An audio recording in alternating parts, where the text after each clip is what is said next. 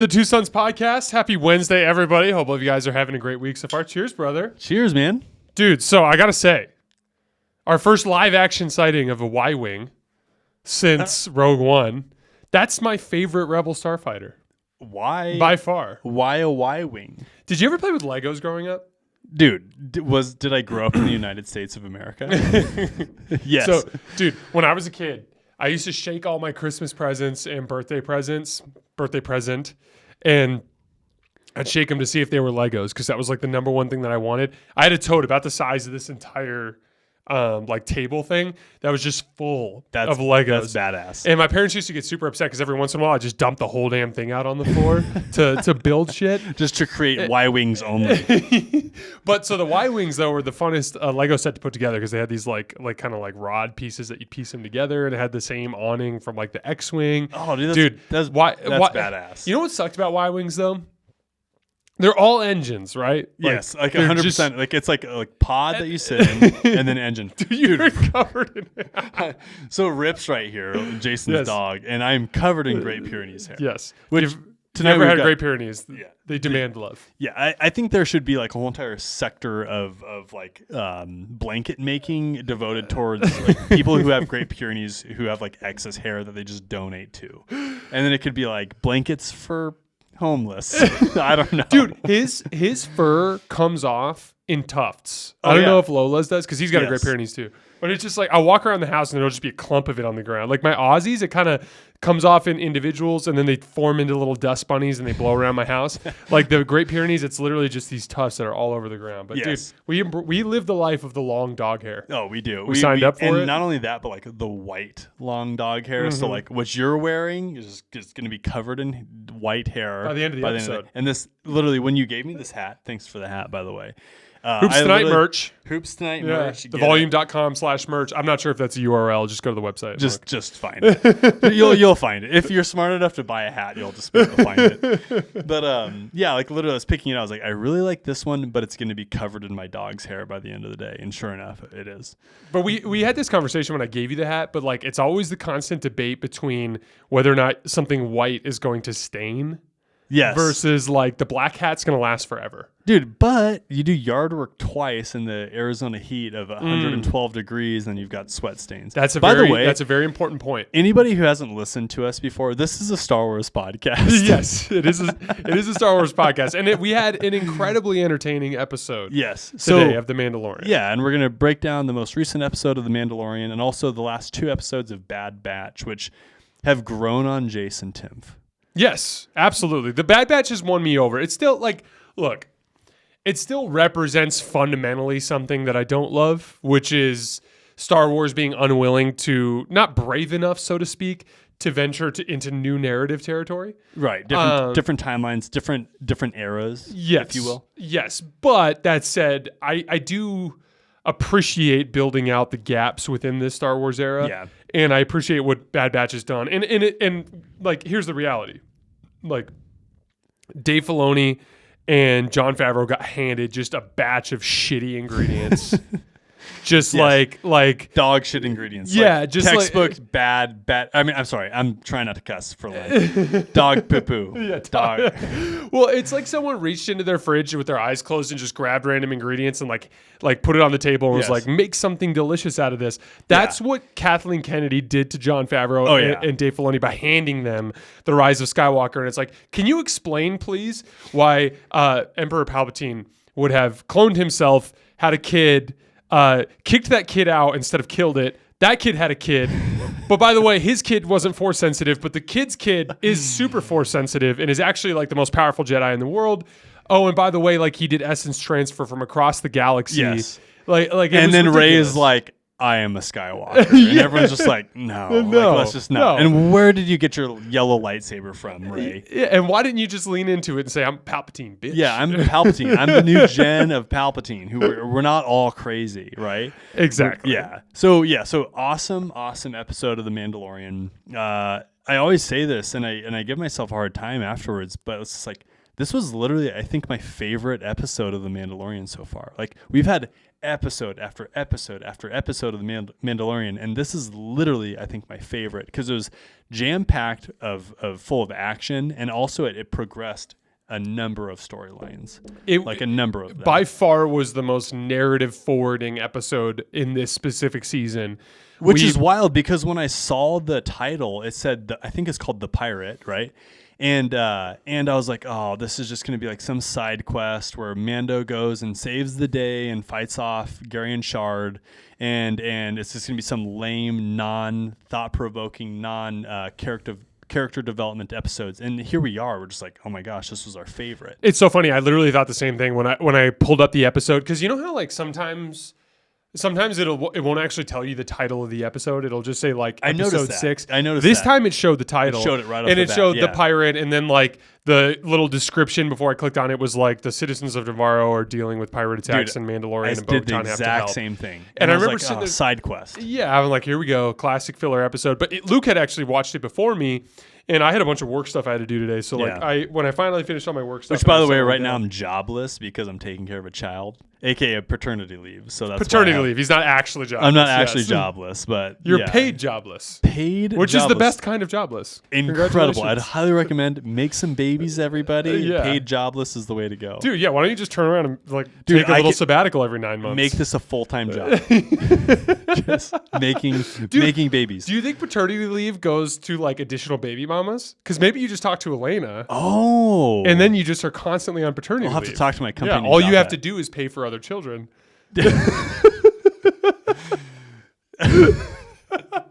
Anyway. I'll figure that out. Anyway. So Luke calls me and I'm like, hey dude, like I'm still several hours away from being ready. Like I got a bunch of work stuff I got to do. And he's like, dude, the episode's incredible. You're going to love it. I'm looking forward to it. And Jason's in the middle of his work day and he's like, yeah, I'm about to go on some radio show in 8 minutes. I was like, okay, I've got 8 minutes to talk to Jason about this. Literally, that's what he said. That's how busy Jason was. I've got 8 minutes, Luke. Well, and it's like, what's tough is like, it's so... Like people will be like, hey, like, can you come on my show? And it's like, yeah, I'd love to, but I only know how to do this one way, and it's to prep. Yeah. Like I can't wing it. I'm not capable. Well, dude, that's why your show is wildly successful, is because you actually know what you're talking about, and because you watch every single game that you talk about. But it's a bribe. I say this about we're talking about Jason's other podcast called Hoops Tonight. For those of you, his lesser known podcast called Hoops Tonight that literally gets 100,000 views overnight.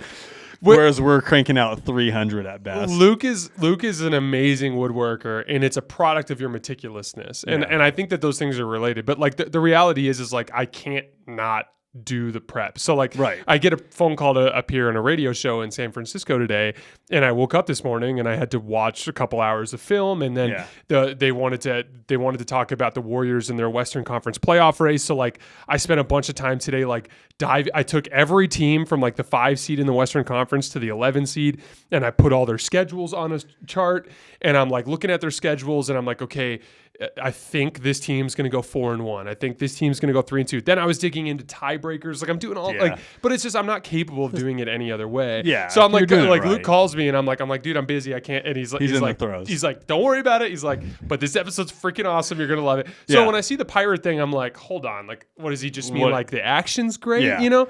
More than that. But we get 2 major plot forwarding topics in this episode. We essentially get Bo-Katan is identified by the armorer essentially as like, I'm going to just call her the chosen one. Yes, yeah. But it's the Mandalorian. Like potentially the next Mandalore the Great. And then we have this weird thing with Moff Gideon escaping. But let's start with Bo-Katan. So my theory is that because we had a kind of a cliffhanger where Bo-Katan's like, hey, like I saw the mythosaur to the armor last episode. Yeah. And the armorer's like, yeah. That's great that you saw. Yeah, go to bed, Bo-Katan. Go to bed. Oh yeah, you saw.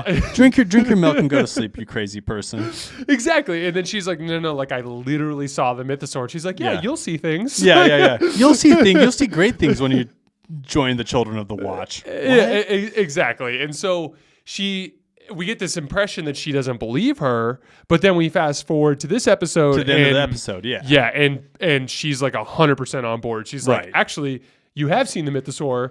we had to get this awkward moment where she's like, take your helmet off. Yeah. And then she's like, what? And then the armor is like, do you trust my station? Which is a dope way to be like, do you trust admire me? my position? Just trust me. Yeah, exactly. And then she takes it off, and essentially she keeps referring to this thing that she walks both worlds. Like, she walks both worlds or both paths or whatever. Yeah. And so the big question is, and I'll just present this to you and have you take from here, but like when she says you walk both worlds, is she referring to like her ability to mingle with Mandalorians that are outside of the watch? Yeah. Like she had been doing before? Right. Or is she referring to like her the more aggressive point of view there is like that she's some sort of chosen one from a religious more perspective divine within Mandalore, where she actually has like she's basically a creature of destiny is essentially what it is. No, and I think both of those are you could have an argument for both of those, right? Like all of a sudden Bo-Katan seeing a mythosaur and we thought that mythosaur is like either we're extinct or we're just legend. Right. And then all of a sudden Bo-Katan's like, yeah, I see a mythosaur. And then the armorer is like, yeah, okay. But I think that grew on her, right? Like the armorer I think, has a ton of wisdom. And I think that's probably why she's essentially the leader of that culvert, right? But I think, from a more realist point of view is I think it's the first choice that you presented just now, whereas like, I think that from a literal standpoint, the armorer is deciding like, okay, we're no longer hiding anymore. Like, yes, we're part of a sect of the larger religion of the Mandalorians.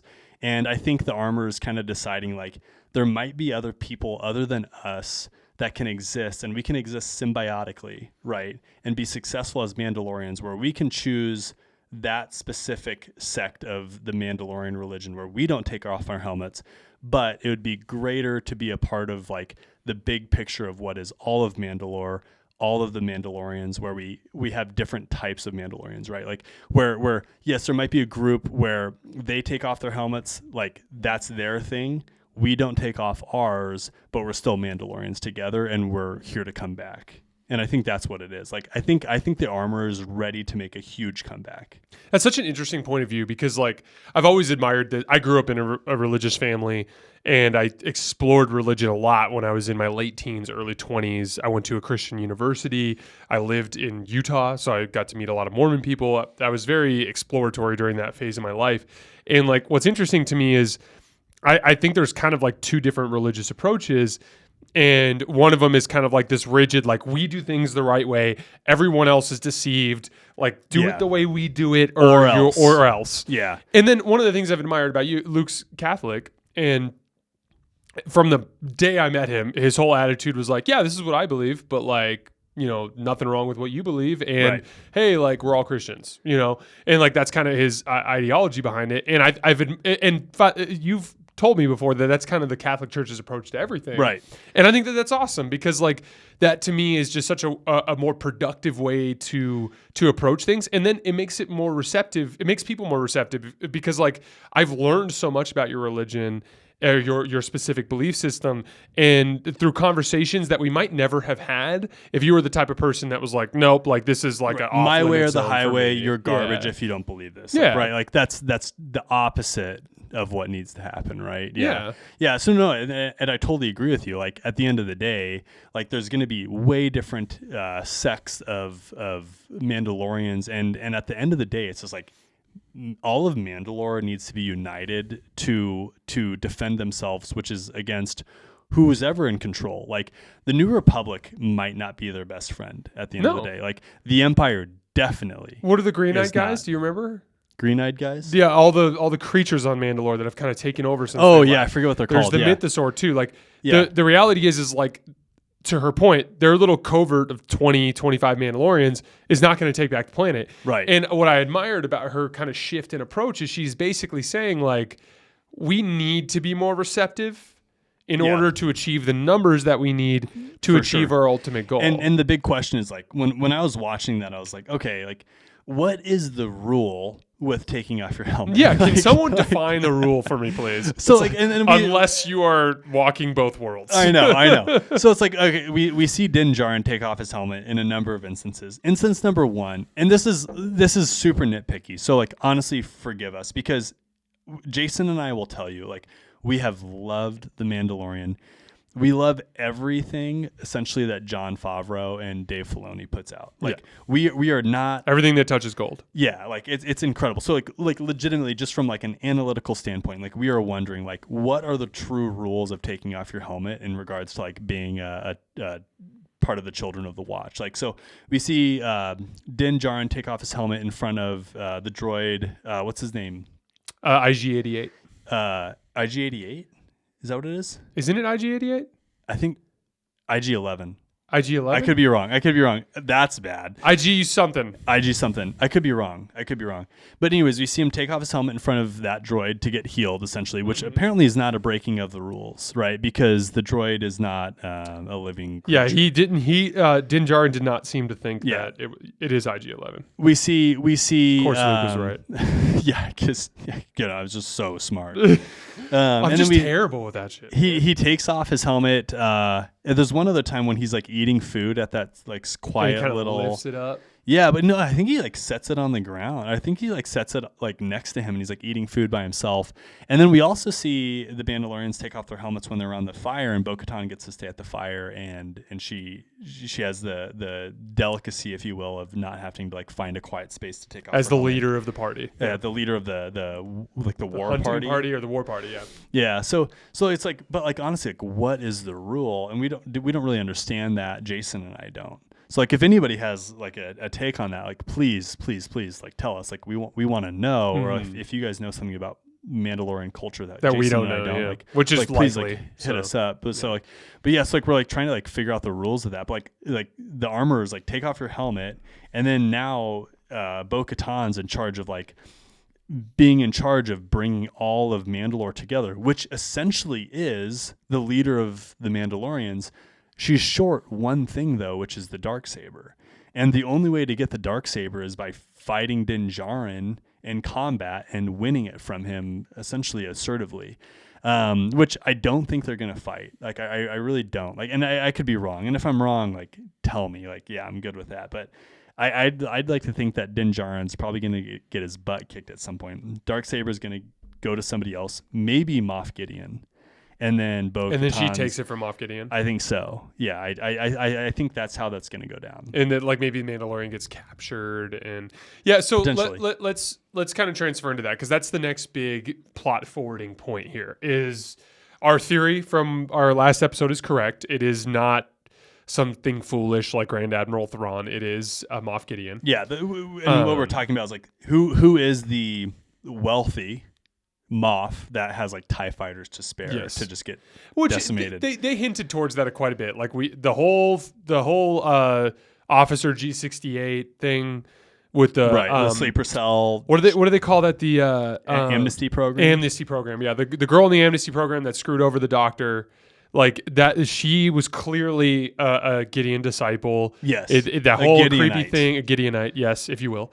And then the well-equipped military, and then I mean, essentially the big the connective piece was they find this piece of Beskar alloy that's in the Imperial shuttle, this decrepit Imperial shuttle.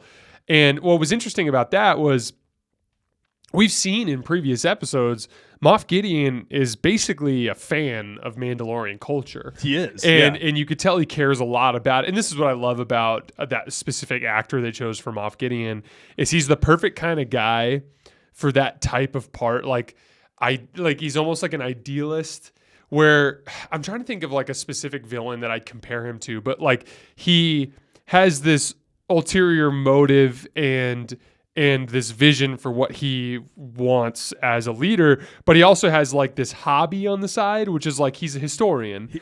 Kind of like Thrawn, but not quite as cunning. Yeah, in the opposite type of Thrawn, because he's on the other kind of side of the coin. Yeah, he's a true bad guy. Yeah, but like it makes sense, and because there's this scene at the end of season 2, if you guys remember, where Din Djarin comes back to the room and he's like, "Yeah, I killed Moff Gideon. Like, here's the saber," and he like goes to hand it to Bo-Katan.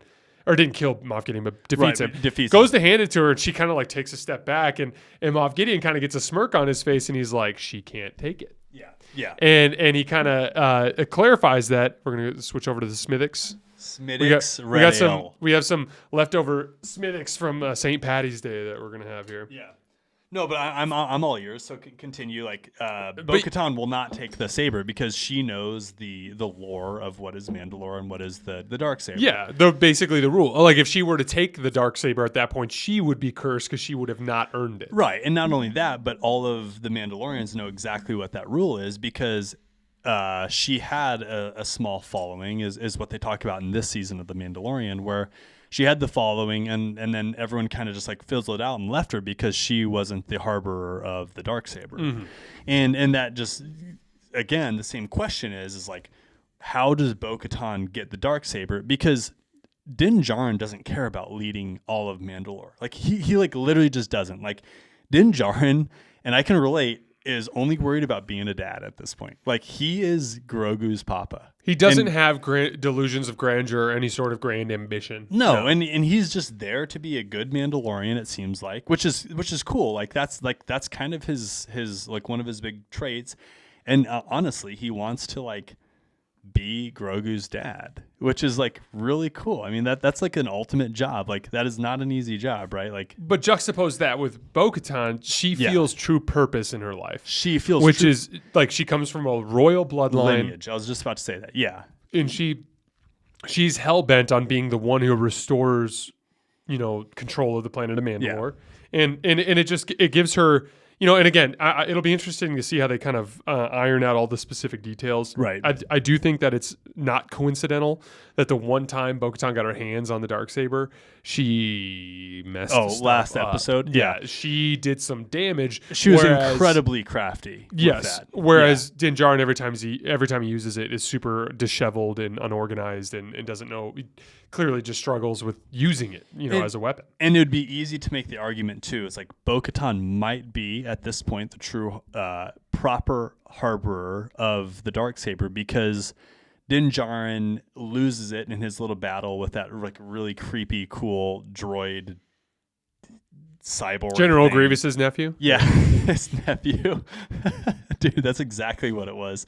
And then she collects the darksaber, proceeds to just wreck house with it, and then Din gets it back, and he still hasn't used it again. And every single time Din uses it, it's completely heavy and clunky, and it just doesn't work. It literally looks like the weapon is rejecting him. And it probably is. It probably is. And for the record, like worthiness, I mean, not to get super deep here, but worthiness extends beyond your capability. I do think there's such thing as like the mental form of worthiness. Like there, theoretically, to be the leader of a large group of people, you need to have a certain sense of purpose. Right. You need to have a certain willingness to sacrifice your own life. Drive. I'm not even sure Din Djarin would sacrifice his life for the benefit of some other Mandalorians.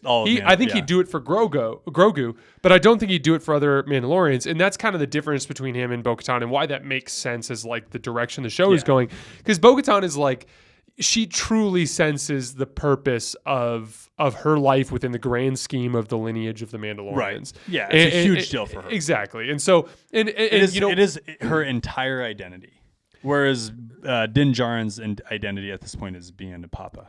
I wonder if we'll end up having a scene where like Din Djarin and Bo-Katan have some sort of conversation, and in this conversation, Din Djarin's like, dude, like I cannot use this weapon. Like it's useless on me. It's wasted. Please take it. Right. And she goes like, I can't.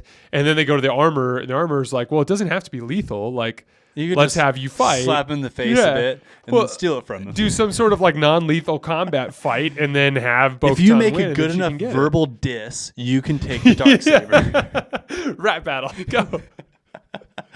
Dance off right now. Per the bylaws. It's right underneath where it says that you can take your helmet off as long as you walk both worlds. Like it's right. It's part B to that. Steal the darksaber via combat or rap battles.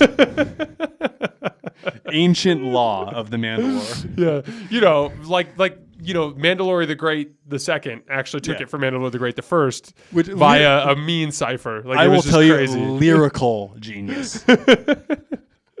So there's another big scene or a big plot point of what is this last episode, and it's the pirate Gorian Shard, whom is acceptable as a Star Wars character, but is like a centimeter close by the base expectations of being like straight out of Pirates of the Caribbean, like covered in seaweed, and just very Pirates of the Caribbean-esque. Well, okay, so very.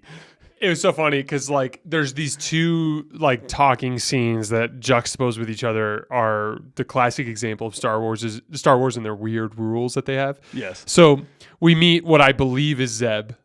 I think from that's Rebels. It's same voice. He's a lariat. Clearly the same voice. Like, yeah. Lasat.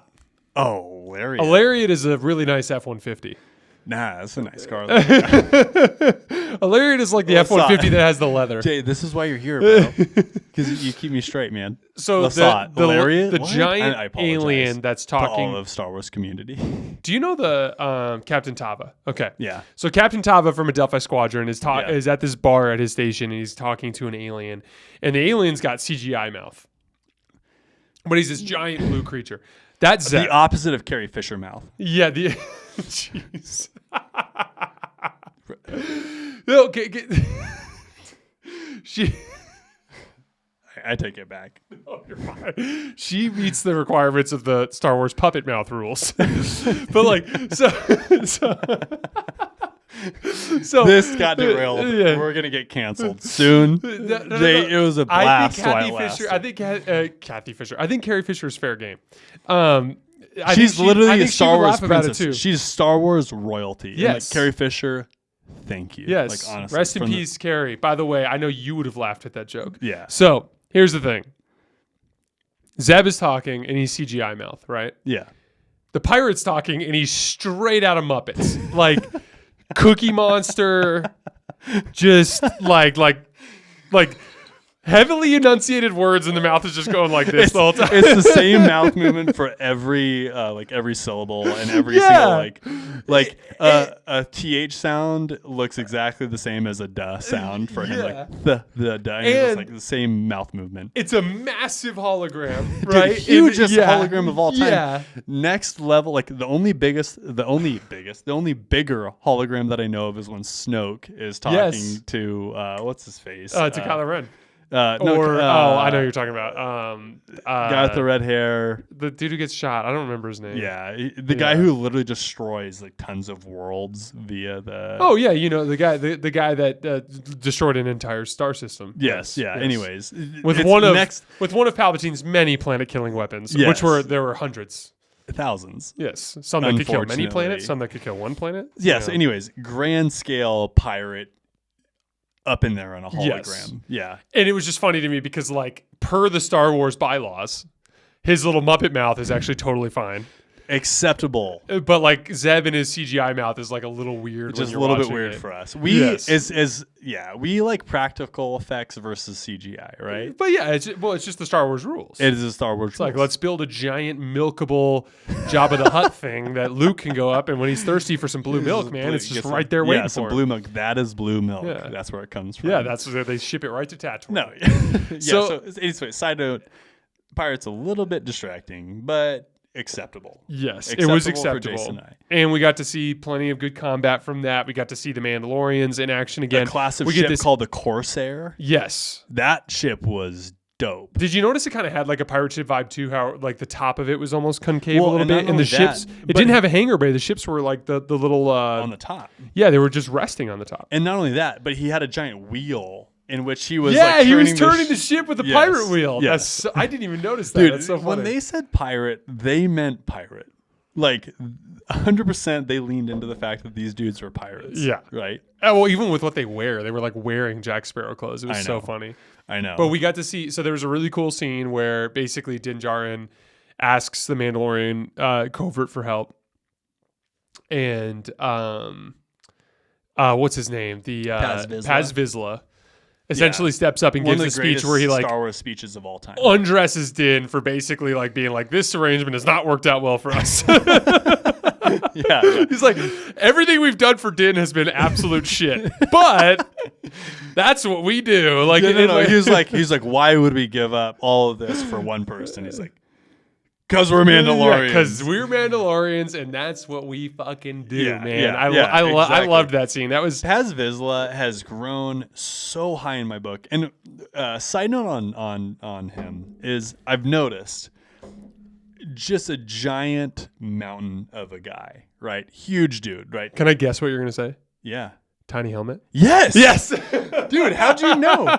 Yes, no, you're exactly I was literally right. thinking. So when dude, you're when, exactly right. when the armor when the armorer walked Bo-Katan out to the group with her helmet off, I thought she was gonna say like, oh, like we're gonna bring in other Mandalorians, so we're all gonna take our helmets off, and I was gonna be like, okay, not only is what's his face's helmet super small, but also that dude is clearly voiced by Jon Favreau. Yeah. Like if you've ever heard of Jon Favreau in any sort of acting role. I just saw him in an episode of Friends. He plays like a super rich dude in Jon Friends. Favreau's favorite acting role is the doctor in Elf. When Buddy the Elf is stealing cotton balls from him. He's the actor in Elf? Yes, he's the doctor in Elf when Buddy the Elf, aka Will Ferrell, is like eating cotton balls and he's like, stop, don't do that.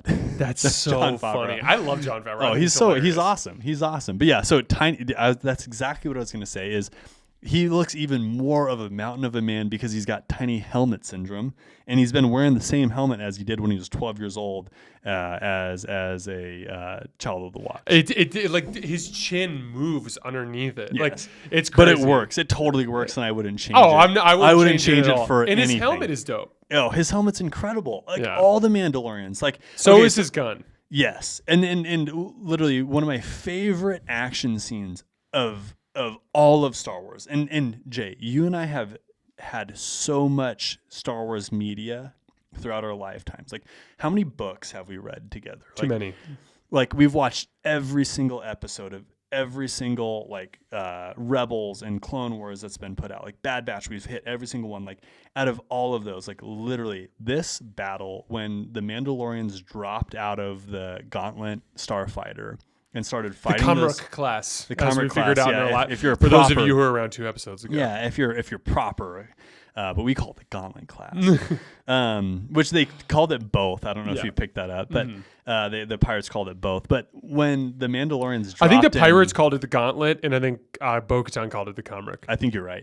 Yeah, because she was like briefing the other Mandalorians on her on her ship, and when they dropped in, and then when that girl Mandalorian like hit that pirate down to the ground and shot him in like the C spine, like John upper Wick back, shit, man. Yes, just offed him in the middle of the street, no questions asked. Like that was one of the most incredible scenes I've ever seen in all of Star Wars. Also, one of my favorite scenes is when the armorer literally uses one of like a little pincer things and then grabs that guy's C spine and pulls him back. It was absolutely incredible, just unparalleled, and the action scenes and for how much plot development there actually was in this, juxtaposed to how much action there was in this episode, made it one of like the greatest Mandalorian episodes of all time. I 100% agree. We got to see a Y-wing, we got to see X-wings, we got to see Coruscant, Zeb, we got to see Zeb. Yep, live action Zeb. Yeah.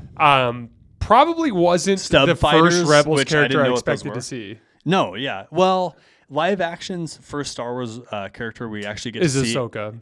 Ahsoka, or you can argue Chopper, because Chopper actually makes a cameo in Rogue One. That's right. That's a good point. Yeah. That is a good point. But in terms of actual living character, Ahsoka's first, and like Zeb is second. Legitimate characters who have like lines and stuff like that. Like so it was cool we don't know Zeb. for sure that Zeb, but the voice acting was so similar to Zeb that it felt intentional. So intentional. Which we were talking about like storylines and issues that we have with like modern day Star Wars. Like Jason and I would like to get live action into like the High Republic, which is different from the New Republic. This is like High Republic was like 500. We're gonna get 1,000 years That's ago. the Acolyte.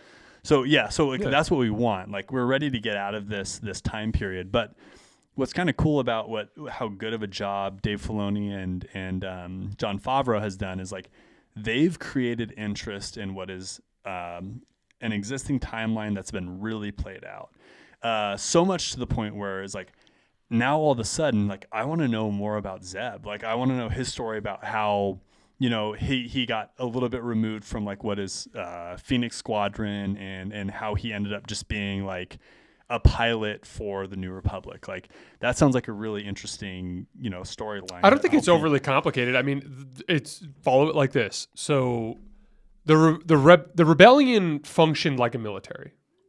They had hierarchy. True. They had ranks. They had generals. They took orders. Yep.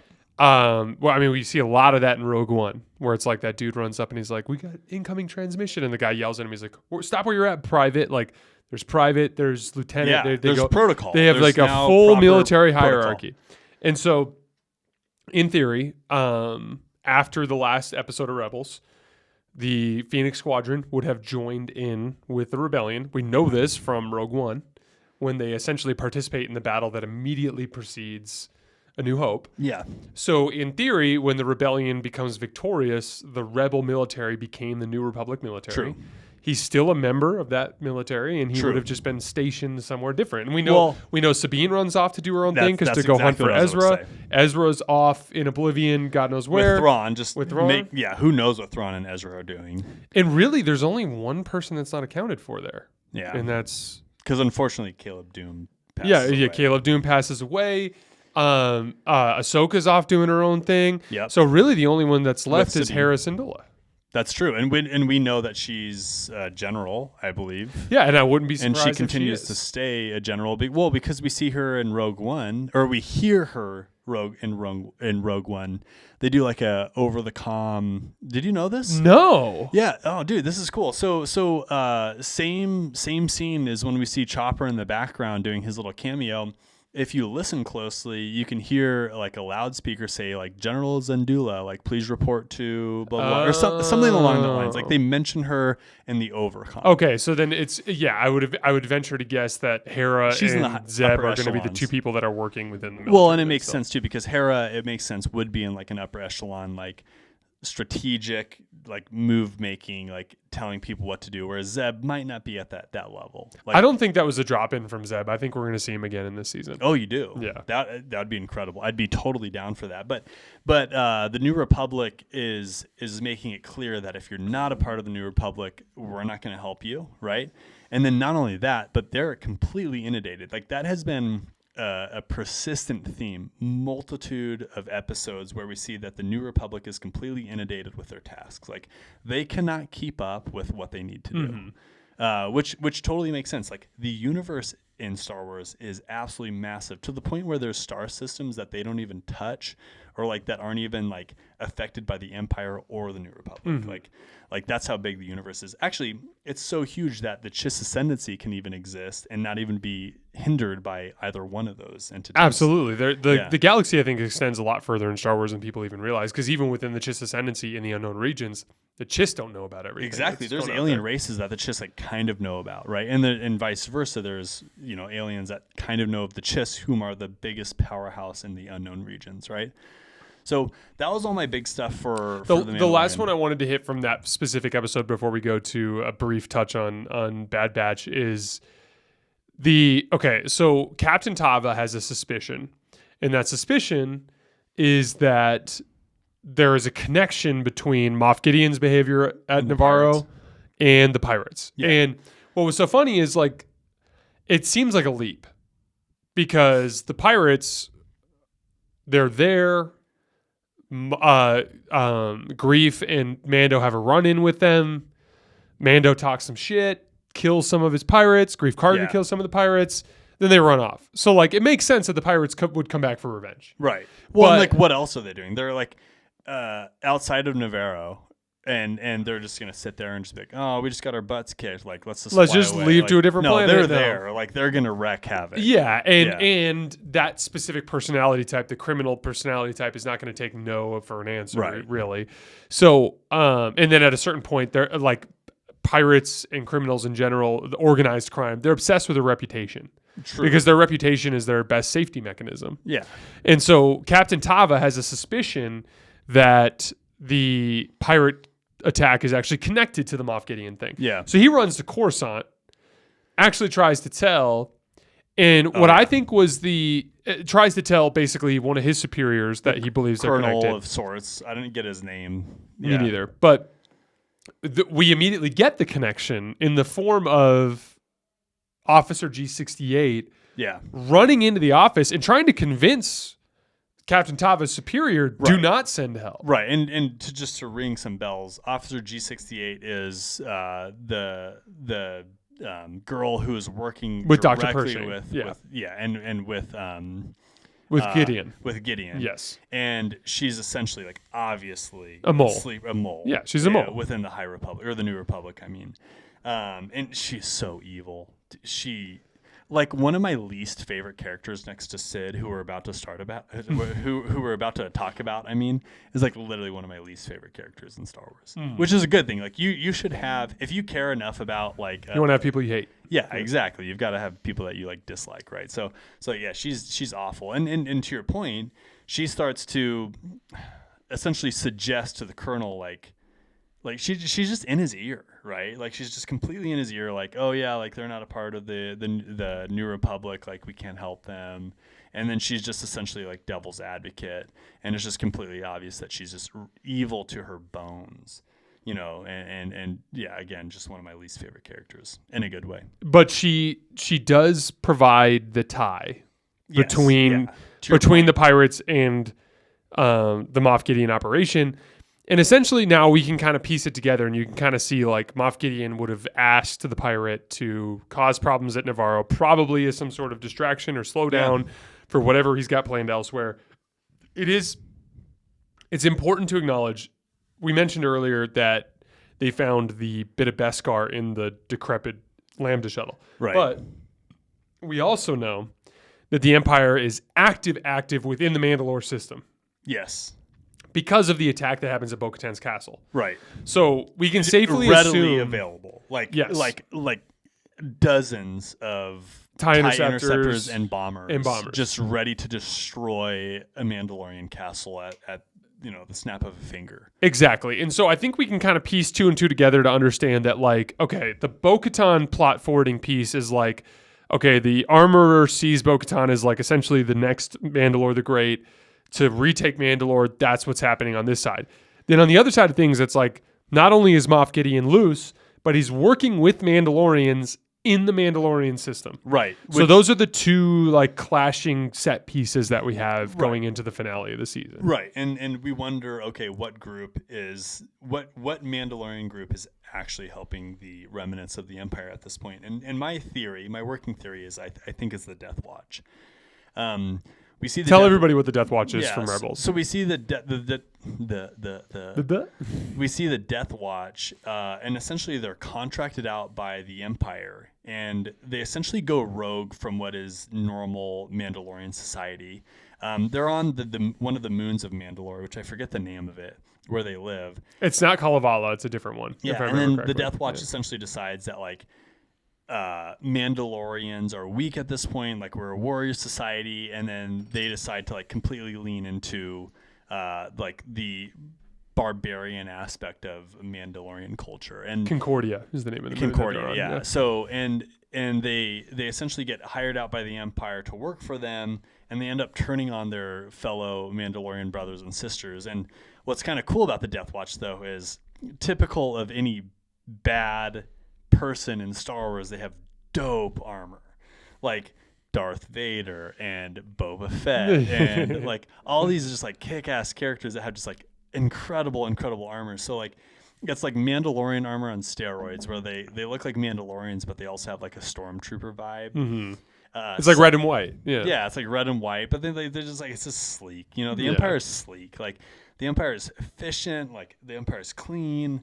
Like their TIE fighters are fast. Like their their Star Destroyers are like huge and spotless, and like there's not a speck of dust in them, and like that's how like the Death Watch looks like when they're wearing their armor. It's just like incredibly slick.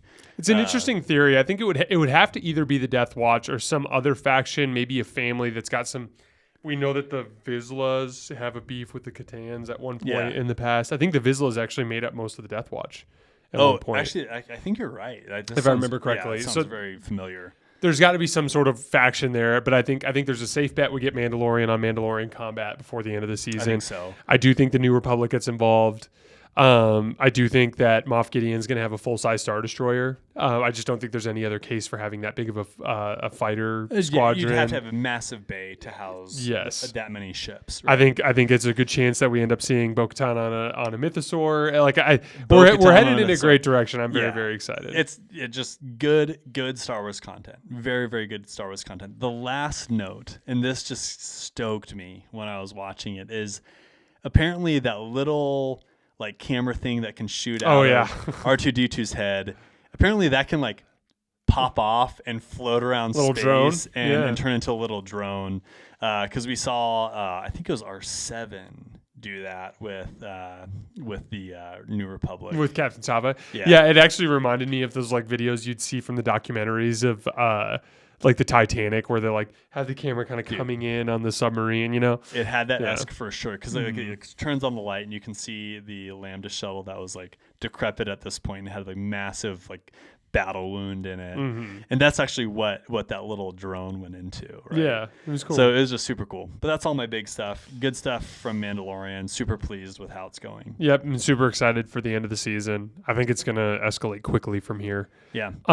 So let's spend like 5-10 minutes on Bad Batch, and then we'll do another episode in the next few days where we kind of cover Bad Batch in the grand scheme of things. Yeah. But I want you to kind of take over from here because this was your favorite show. But essentially, we have a firm tie-off of what's going on with this cloning facility. They end up catching Omega. Yep. We have the tragic passing away of Tech, which was really sad. Yep. I felt bad for you, buddy, when I saw that. I'm actually so bummed. Like, let's just start with episode 15. So episode 15 is called The Summit. And that's a perfect title for it because the big heads of the Empire, some of the big heads of the Empire. Head of Sciences, head of the Death Star, and basically Governor Tarkin, who's the head of basically all things with politics in the Empire. Whatever is slightly lower than Palpatine is what that summit was. Yes. Right. So we see the Advanced Science Division, I think is what it's called, with Dr. Hemlock. And he's breaking down like the fact that he needs clones essentially to do science experiments on, which that in itself is heartbreaking. And other people in the summit were like, dude, these guys served with us and they were amazing soldiers. Right. It's literally heartbreaking. Like the clones, like the clones are just incredible. Like if they actually existed, they'd be like coveted as like royalty in real life. Like they're loyal, they're hardworking, smart, like everything good in a soldier, like they are, right? So the fact that the Empire is just like willing to just like wash them out just shows how ruthless they are, and so that's interesting to see. But then they also mention Krennic and Stardust, which is just like a little bit of like just like a little token to anybody who's like actually paying attention to Star Wars. Like we see Stardust and the name Stardust get mentioned in a couple Star Wars media. Like Rogue One is probably the biggest, most known Star Wars media where they mention Stardust. But then we also see huge thing in Thrawn. Yeah, huge thing in Thrawn as well. So we see Thrawn's competing with Krennic for funding with the TIE Defender project. Exactly. Yeah. And what's cool about it is like one of the things that Jason and I really like about Star Wars versus like Marvel, sorry if you're a Marvel fan, is like Fuck you, Marvel. Yeah. I actually really like Marvel. I'm I'm more of a Marvel fan than Luke. Yeah, I'm just not into it, sorry. But there's true logistics that's in Star Wars, right? Like they actually talk about funding for projects, which is cloning facilities, which is the Stardust project, right? There's definitely more effort in Star Wars put into like the way things work. Yes. Like rules. Yeah, there's more rules in Star Wars. The rules of the universe, right? So other than lobbing laser fire. Oh, Don't even get me started. That's just bad writing. That's just we won't even go there. So anyway, so we see the summit. A really interesting episode. Fast forward into what is a botched plan for the Bad Batch to go essentially try and save Crosshair, or to try and go touch base with Crosshair. And then everything goes wrong, and essentially Tech has to give up his life to help the rest of the Bad Batch. And what's crazy is like when Tech dies, supposedly, like there's always a chance that he could be alive, right? Like he essentially fell to his death. Like who knows what happened? We do see his crushed glasses. Glasses. He's probably dead though. He's probably dead. And that happened with like I don't know, like a quarter left in the episode, right? Like it was like 3/4 through the episode. And then one of the most wild scenes in Star Wars 2 is Omega's point of view as she's like concussed, getting carried by Wrecker into their ship, the Marauder. And it's like bits and pieces, like her memory under like laser fire, like getting taken to safety.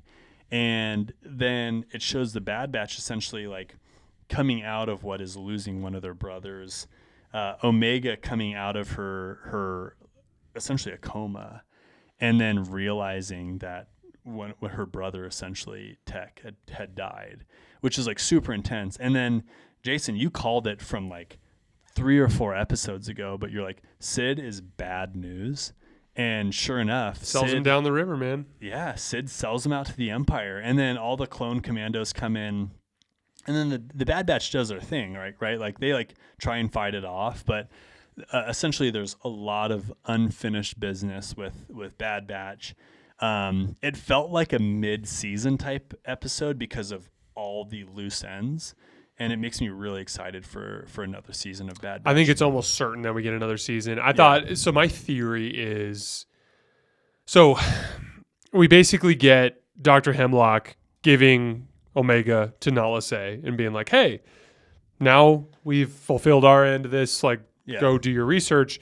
And Nala Se says, like, I can't do what the Emperor is asking me to do. Yeah, and we don't know what it is. Right. And I have a theory about that. But Dr. Hemlock basically goes like, cool, well, do it, or we're going to kill Omega. And which is so jacked. Like, yeah. So but incredibly jacked. He's clearly messed up. Like, dude, the Emperor is good at finding like straight psychopaths to do his bidding. Psychopaths, like smart, just completely motivated psychopaths. Yeah. So essentially, Nala Se is we're gonna see what she does, but essentially now, in order to help Omega stay alive, we think that Nala Se is gonna help the Emperor with his mystery project. What do you think that is? So I've been reading Darth Bane again, killing time, because I already finished the High Republic book. Luke hasn't finished it yet. The new High Republic book comes out in like a week.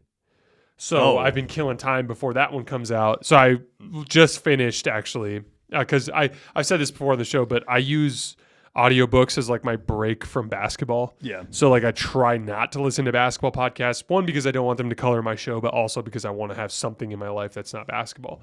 And so I've been doing these audiobooks, and I was listening to the Darth Bane book, and I'm about like 10% of the way through the second book. But in the third book, Bane basically becomes aware, and I just know this because I've read it before, but I'm just rereading them. But Bane becomes aware of his fading physical, corporeal form. Yeah, the dark side of the Force literally sucking life out of him, right? Yes, the dark side. Like, and actually, in the beginning of the second book, Darth Bane finds Frieden Nad's holocron, and when Frieden Nad's form comes up, like his little avatar comes out of the holocron, Frieden Nad's form is very decrepit. Like the book literally says, like he was a human, but he was clearly drained by the dark side of the Force. So essentially, the dark side of the Force like sucks the life out of you, and you need to find something to maintain your life force, to right? Transfer into. And Frieden Nad actually managed to live 600 years as a human, just based on the power of the dark side. But there was a certain limitation there, and Frieden Nad eventually died, right? Right. And so this part of Star Wars is Legends. This is technically Legends, yes, but I do think that essentially it's canon. Well, it's Legends, but if Star Wars ever does build out these things, you can guarantee certain characters are going to exist. Yeah. Friedan Nad, Naga Sadow, Exar Kun. Exar Kun, by the way, is Friedan Nad's apprentice that came and raided his temple. Revan, Malik, all these different characters. They're eventually going to be described in Legends or in canon. It's just a matter of when and how. And really quick, sorry, if you don't know what the difference between Legends and canon is canon is true Star Wars. Disney approved. It's Disney approved essentially, but what I consider is true Star Wars on the books, whereas Legends was a little bit freelancy at one point, loose. There's not any Legends content being created at this point, right? No. It's essentially Legends. When Disney purchased Star Wars, they said Clone Wars is canon, the films are canon, nothing else is canon. So that was basically what Disney did. They created a clean slate. That's symbiotic and makes sense. Like so that way. But they had to do that. They had to. That way, like a character doesn't die and then all of a sudden show up down the road and is all of a sudden alive. Like they're trying to like create like an actual universe in which Star Wars could exist, and they got rid of a bunch of stuff which is considered like Legends, where like there's like white cladded like Darth Vader and stuff like that just like doesn't make sense. Really weird stuff. Yeah. Well, so for instance, like Luke Skywalker falls in love with someone named Mara Jade Skywalker. Like Han Solo actually survives, and it's Chewie that dies in Legends. Yeah. He has kids, Jason it's and like Jaden Solo. Yeah, like no rules. There's a Yuzan Vong who are the super interesting villain that I kind of hope they turn the Grisk into. Yeah. But like there's like Legends is Legends. But right. But that said, like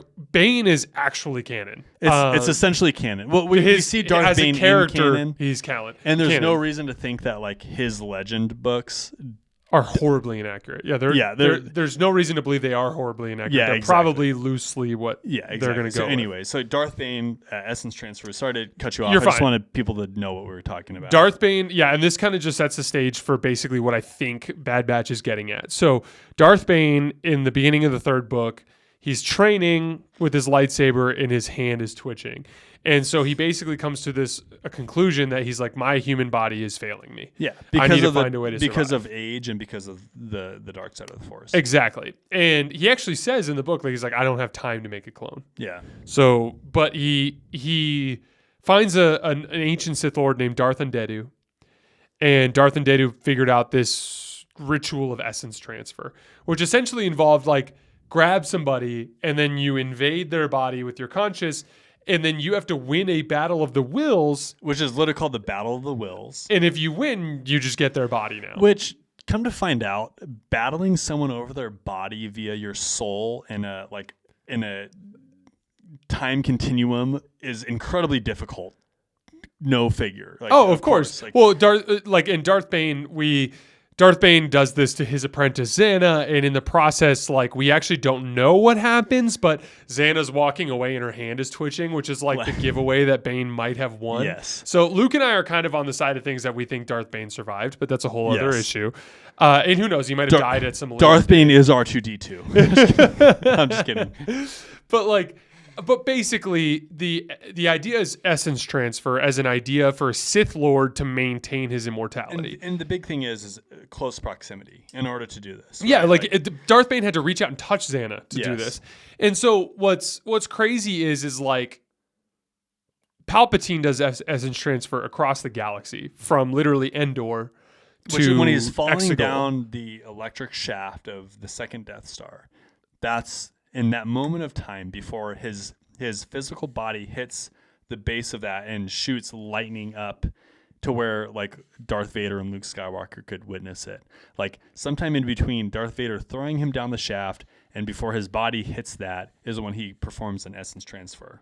Yes, and he goes into a clone, a flawed clone. It looks like Of Palpatine, himself. but it's kind of like decrepit. It's missing his fingers. But almost all of them. My theory is that Palpatine wanted to clone himself, but with a vacant conscious. Yes. And he basically enlisted Dr. Hemlock to figure that out. Yeah. And I think now that's what Nala Se. he wants Nala Se to do. And so that's basically the big open end is Omega's been captured, Tech is dead. What's her face? Who's the chick that betrayed them?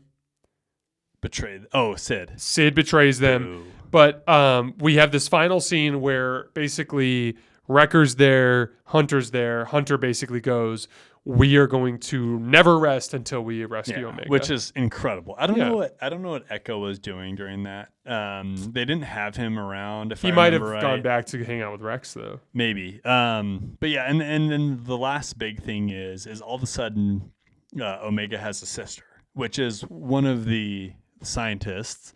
And she's like, "Are you sure you don't recognize me?" And she takes off her glasses. And then, oddly enough, she like really does look like Omega with brown hair. Yeah. And then the big question that I had, which isn't that profound of a question, is like, if Omega is so valuable, like, why is it just because they're using Omega to prod Nala Se in order to get her to work for the Empire and get stuff done? Is Omega actually like genetically different than any other clone that's been made? Because all of a sudden Omega has a sister, which is one of the scientists that's working on her, and she's like, "Oh yeah, I'm a clone too. You don't recognize me." Like, that's just interesting to me, and I feel like, you know, there's a small chance that the Empire doesn't know that that's one of the clones, and she just started like working for them somehow. I highly doubt that that's the case, though. Like, I feel like the Empire knows who she is, but like, that was just a really interesting plot twist that like I'm still trying to figure out like the significance. I don't even have a prediction for it. Yeah, like I don't even really know how to wrap my brain around that idea. But that said, like I'm very interested to see which direction they go, and I think it gives you another opportunity to bring Admiral Thrawn into the equation. I'm down for a season 3 of Bad Batch. Oh yeah, and just Bad Batch altogether was just awesome. It gets better and better and better every single episode, and yeah, it was the visuals are my favorite part. I think they've done an amazing job. It's very dark and like even something silly like Ariadu has like a really cool vibe, very, very Star Warsy vibe. Yeah, super Star Wars-esque. But we are going to do a deeper dive into Bad Batch at some point in the next week. If not as a separate episode, then just at the tail end of next week's episode. But we're going to call it a night. As always, we appreciate you guys. Don't forget to subscribe to the channel. Thank you guys so much for supporting the show. All of you guys who comment on our videos and give your perspective. Love your comments. Like, yes. The comments that people make are like, they truly make me happy, and it's cool to see like a little bit of a community being built around Star Wars. Yeah, it's really cool. Yes. So it's honestly, like, thank you. Like, there's a couple commenters that like make a lot of comments like week in and week out. Like Lakers out Eric. Yeah. Shout out Lakers Eric. Lakers Eric. Like, just big win for the Lakers tonight, Eric. Yeah. Like the Darkside Rider is another big one. Leroy Streets is another big one. And then we've got a little inside joke going on with who's it? Carrie. Yeah. Carrie. We'll keep it an inside joke. My sincerest I'm sorry apologies. that Luke misgendered you. No, like, thank you for being involved in our pod. Like, that is like we're so incredibly grateful for that. Like, Jason and I essentially made this podcast because our wives were sick of hearing us talk about Star Wars all the time. And they're like, you guys like need to stop. Like, when we're hanging out, the four of us, like, we don't want to talk about Star Wars. Like, figure this out. So then Jason and I were like, okay, well, like, let's just do a podcast. Like, why not? So like, you guys being a part of that with us is actually huge for us, more than you guys could ever know. And we're having a great time doing this. So, like, truly, thank you. Yep. Thanks, guys. As always, we appreciate your support, and we will see you in a week.